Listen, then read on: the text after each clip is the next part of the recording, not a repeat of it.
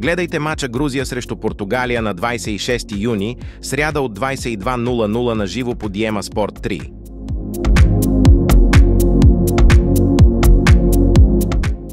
Грузия идва след равенство от 1:1 с Чехия. Те имат общо 2 победи за последните си 6 мача. Голмайстор на отбора за турнира е Джорджес Микалтадзе с 2 гола. Португалия записа победа от 0:3 с Турция, която им е трета поредна. Те имат 4 победи за последните си 6 мача. Те допуснаха голове в 5 от 6 мача, като общият им брой е 9.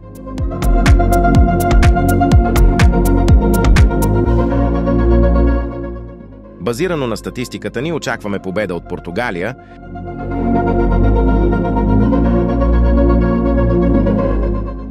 Бъдете предварително информирани за всички предстоящи спортни събития в света на футбола, ММА, бокс и много други.